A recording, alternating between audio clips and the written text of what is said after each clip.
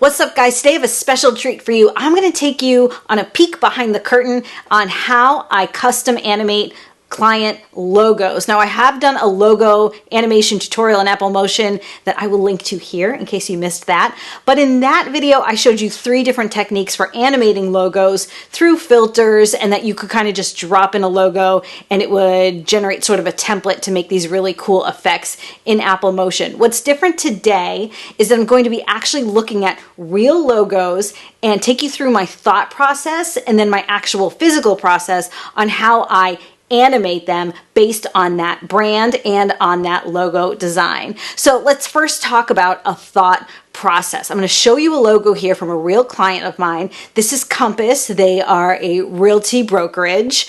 And if you look at their logo, you can see here that it's pretty simple. It's just text. And then in the center of the O, there's sort of this line here indicating like an actual physical compass. I think that's pretty obvious. So when I look at a logo like this, I think about the simplicity of it. I think about what the design already includes. So it's got that kind of compass effect in that O. And I also think about, and this is true for every logo animation I do, I also think about what can I do that can happen quickly. Because when you're using a logo animation for a client, typically it's at the beginning or end of a video, and you don't want it to last longer than a couple seconds, 3 seconds maybe. Like, whatever you're doing has to happen fast and it has to be dynamic. So you don't want to do too much. For me, in situations like this, less is more. That makes it kind of a more elegant move, right? So let's look at this Compass logo. And so I think you wouldn't be surprised to hear that I drew my attention to this line here in the center of the O. And this is what I ended up doing with this client logo. Pretty simple, right? But like I say, less is more. Now, if you want to know how the client felt about this animation, that's another story. They liked it, but their branding is that line in the O always has to face northeast toward their headquarters in New York. So I actually couldn't use this animation for this client, which was unfortunate, but it is a good example of taking the client's logo, what their brand is, Compass, right? And spinning that around. It was something that happened really quick. So that was kind of my thought process on this one. So now, keeping all of that thought process in mind, let's take a look at this logo. This is a construction company who is a longtime client of ours, and this is their new logo design. So you can see there the stylized type of origin. Their tagline is keeping it constructive. I've got a copy of this logo in black, so I have it over the blue background so you can see it, but I actually want to first make this logo white. So I'm going to turn off the color solid. I'm going to make sure I'm selected in my project pane on that cutout logo. We're going to go to filters, color, colorize, and I'm going to make this logo white with that filter. So you just remap the blacks to white. So looking at this logo, what I see is that these letters are actually pretty segmented. And so I kind of want to play with maybe separating out all of the individual like sections of each letter and bringing in the tagline later. I'm not really too worried about the tagline right now. So knowing that this is a construction company, so I'm thinking like, okay, they're a construction company, they build things. I want this logo to somehow like build in. So let me show you how I would go about doing that. So what I'm thinking is that I want to separate the tops of each of these letters into one group and have them come in from the right and slide in, and then simultaneously everything on the left side of each letter I want to come up from the bottom. Everything at the bottom of the letters would come in from the left and slide right, and everything on the right side of the letters, all of these pieces, would come straight down. So basically, I'm going to be using masking to achieve this effect. I'm going to be creating a lot of masks.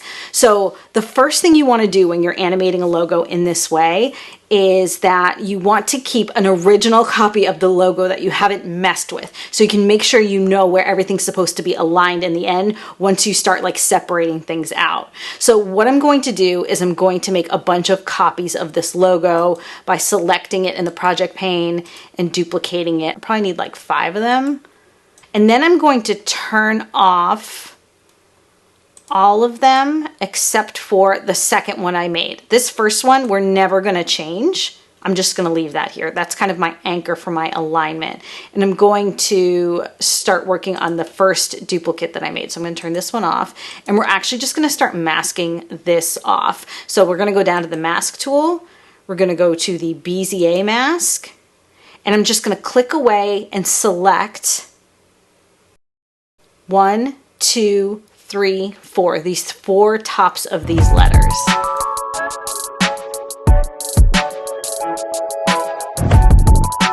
And close it up. All right, so that is the top of my letters, and I'm just going to rename this to top so we don't forget what it is. We're going to turn that off. We're going to turn on the next duplicate that we made, and we're going to do the same thing, but we're going to do it with these sections on the left side of each letter. Again, with my Bezier mask.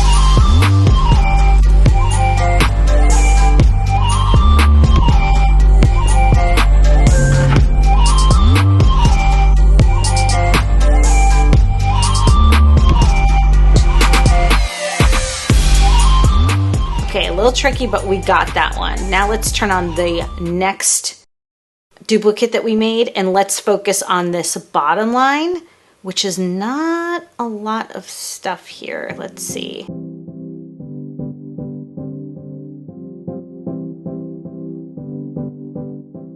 Okay, and let's look at our last duplicate, which is going to be the right side.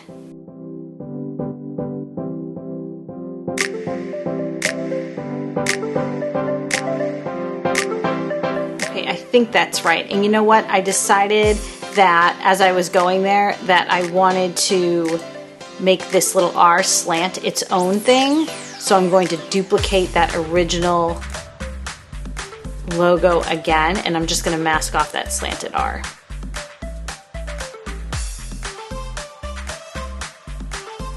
So now if we click on all of our individual duplicates of the logo that have been masked, you should see the entire logo. Now that we have like masked off all of these individual parts and separated them into the groups that we want to separate them into, we have to think about what we're going to do with these groups, right? So like I said, I want them all to move in and from different angles, so it kind of builds almost like a square simultaneously. So we know that all of our pieces are exactly where we want them to end up. So we're going to keyframe this. Now, if you don't know about keyframing, lucky for you, I just made a whole video about keyframing. I will link to it here. Keyframing is one of the most important things you can know how to do, especially in Apple Motion, also in Final Cut. So definitely check that out if you're not with me, you don't understand what I'm doing right now. But if you do know, let's keep going. I'm going to cue up my playhead to about 1.5 seconds in on my timeline, and I'm going to create keyframes for all of these groups right here on the position line. So I'm going to select each one and make sure I'm keyframed on each one. And again, that original logo, we're ignoring. We're just leaving it there just in case we screw anything else up. We know where everything belongs. So let's focus our attention on each of these individual masked items that we just created. I'm going to select the timeline, make sure I'm clicked in the timeline, and I'm going to click back. I want this to happen pretty quickly. I'm just going to click back 12 frames. Let's first start with the R that we've got here. So what you're seeing, let me turn these off. You're seeing like that little leg of the R here, right? So what I want this to do is come in diagonal and land in place. So now we're 12 frames back from where we know we need to land. And what we're going to do is just play with the value of these and kind of find that right angle we want it to be. I'm going to turn on the original logo so we can see how that fits in. Okay, so that looks pretty good, right? We can see it starts down here and it ends up there. Okay, let's keep going. So we can use this arrow here in our inspector window to jump to that first keyframe. And so now we're going to click off that item in the project pane and we're going to click on up to the next one. So this one is the tops of all of our letters. Let me turn off the original logo. So that's what we're working with. So we know in 12 frames it's going to land here where we want. Now let's play with the X value and see how that looks. I'm going to turn on the original logo.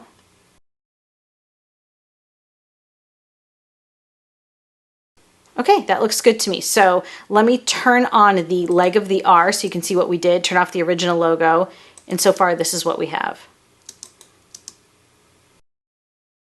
So let's move on to the next grouping we made, which is the left side of the letters. I'm going to turn off these other pieces so we can just focus on this. And so let's hit the arrow back. Now that's our 2.5 keyframe, our original keyframe. And so we need to go 12 frames prior. So I'm going to click like the next one down that we've already modified, jump back. So now I know my keyframes will be perfectly aligned. And this one we wanted for these items to come from the top. So I'm just going to change the Y value. I'm going to turn on that original logo, gives us an idea where we are in relation. Let's move on to the next section. Hey guys, let me just take a second to remind you to hit that subscribe button. You know, this is my new YouTube channel just for Final Cut and Apple users like you. So if you don't want to miss out on future uploads, make sure you ring that bell. I'd say that's pretty good. So now that all of those pieces are flying in the way that we really like, we have to think about how they're going to start on the screen because you don't really want them to just pop on. That'll look a little messy. So let's have them fade on. We can do that by grouping them together and applying a fade in, and that'll be a big time saver as opposed to applying a fade in on every single element that we've created here. So I'm going to select all 5 of these items, right click, hit group, and we're going to have them fade in just as they start to move. So I'm actually going to go into my timeline and trim the group, and we're going to apply behavior, basic motion, fade in, fade out, head on over to the inspector window to just kind of make it quick. What if we do 8? All right, that to me looks really cool. And then what I want is to get that tagline in. I'm just gonna, for simplicity's sake, have it just fade in. So I'm gonna turn that original logo on, and let's find it down here. We want it to fade in after the action happens. And I'm going to add a behavior, basic motion, fade in, fade out. There we go. So that is how I take a logo like this, separate it into parts and pieces, and make sure that they all end up aligned with where they belong. Let's look at one other logo with some maybe different techniques that I'm going to do here.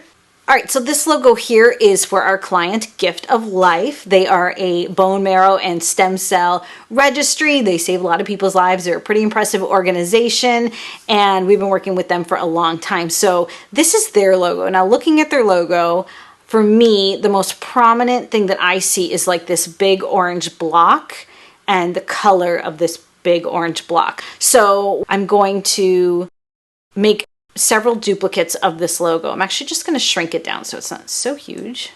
And I'm going to select it in the project pane. I'm going to right click and duplicate. I'm going to leave the final logo at the top of my project pane, and I'm going to work on things down below here. I'm going to turn off all of these extra logos. Let's just start with the bottom one. And what I want to do is start this on the wrong color. So Gift of Life has like a very specific brand color scheme. It's kind of a nice color scheme. I like to use it a lot in the projects I'm working on with them. So what I have here is an existing graphic that I'm just going to color pick from. Let me turn this off so you can see. This is just like a random graphic that they had provided with me. So like this dark teal and then this nice bright teal are some of their major colors. So we're going to work with that right now. Let me turn on this bottom logo. Let's add filter, color, and colorize. We're going to change the color of this entire logo to this dark green.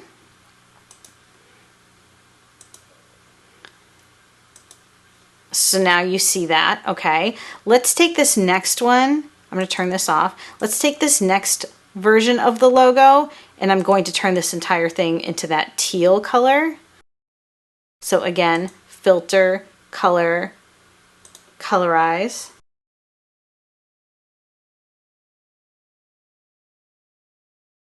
And then let's make this entire box here orange.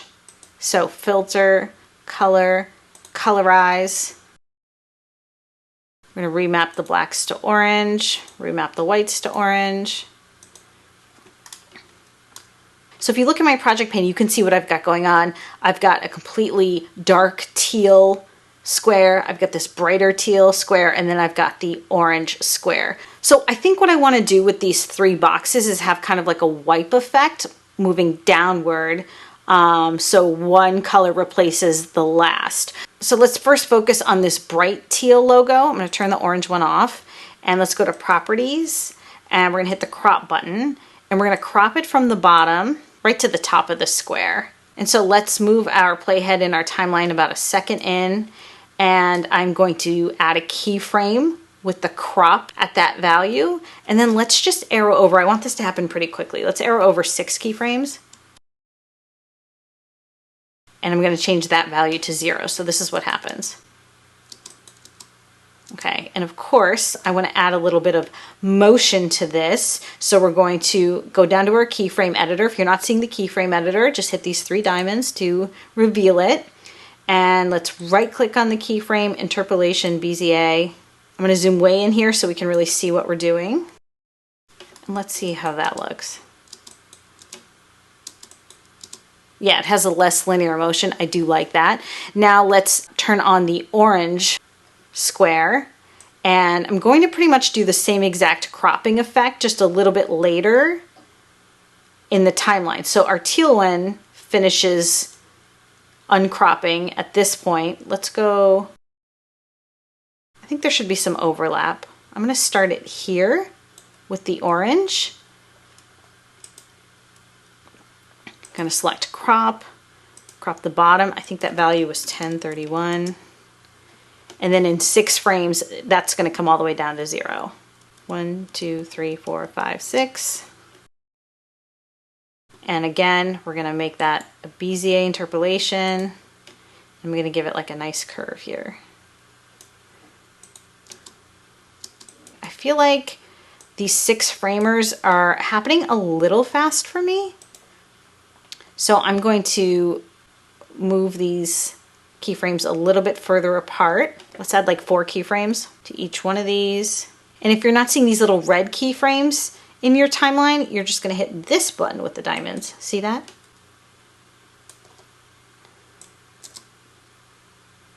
Okay, that's perfect. That's exactly what I wanted. So now what I want is for the text in the logo to kind of drop in that same way, but not just like a straight crop. We're going to get a little bit fancier. So let me show you how to do that.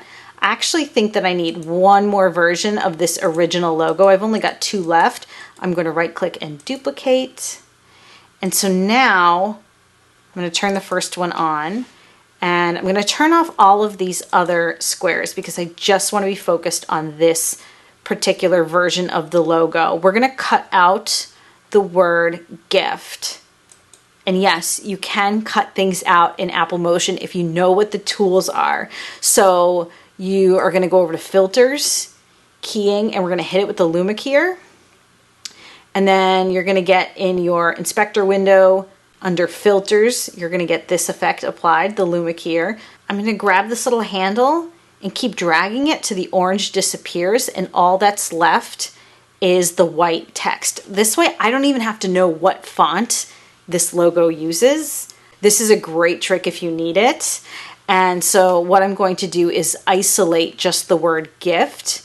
I'm going to go over to properties, and I'm going to crop out the words of and life. And now I know this is where I want my lettering to end.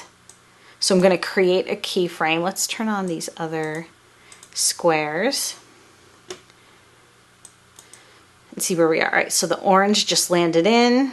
So we wanted it to happen pretty quick, actually. So I'm going to create a keyframe on the position property, and then I'm going to arrow back 10 keyframes. And I'm going to change the value up out of frame. Now, what are we going to do about this mess up here where I'm seeing that? I'm actually going to mask that off, but I don't want the mask to move with my gift lettering here. So in order to do that, we're going to right click on gift and we're going to group it, and we're going to apply the mask to the group, not to the individual lettering. So I'm going to head on over to my rectangle mask tool, and I'm going to mask off at the top of my orange logo. And then I'm going to invert the mask so we get the right crop. Yes, this is what I want. Now we're just going to repeat that with the of and the life. So I'm going to turn this on. I'm just going to copy and paste the Luma keyer from the gift text to the of text. So you're just going to select it, the Luma keyer here in your timeline, hit Apple C to copy it, and then right click in your project pane to paste. Let me turn off everything so you can see what we got. So now we're all, Luma keyed out. We're going to go over to properties. We're going to crop out the top. So we're isolating the word of. Now I'm going to turn everything back on so we can see the placement of all of our elements here. So I want the of to come in after the word gift flies in. So let me add a keyframe a little bit further down here and add a position keyframe. So that's going to show me where I want to end up. Now I'm going to work backward. 1, 2, 3, 4, 5, 6, 7, 8, 9, 10. Add a keyframe and change the Y value to about the same position as the gift text. And I actually want to move these keyframes back so there's a little bit of overlap in the movement. And we want to mask this off as well. So again, we're going to right click the of text, group, add a rectangle mask, invert the mask. Yes, okay. Last one, you guys, we're just gonna paste the Luma keyer onto our last bit of text here. We're gonna crop out the extra words we don't need. We're gonna add our keyframe where we think it belongs. We're gonna arrow backwards, change that Y value, and then of course group it and add our mask.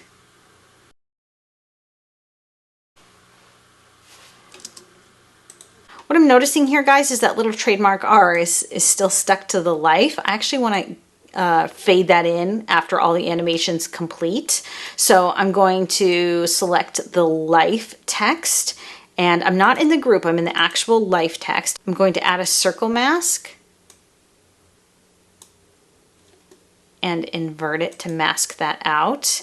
And then I'm going to duplicate that life text, drag it up outside of that group. And then I'm going to go back to the mask on that new version we created, and I'm going to uncheck invert. So now it's just the R by itself. I'm going to remove the keyframes from that R by hitting reset parameter, so there's no keyframes. So you see it's just there. And then what I'm going to do is bring it later in the timeline after all the action has happened, and I'm going to fade it in. These are all the little things you have to think about and stuff like this.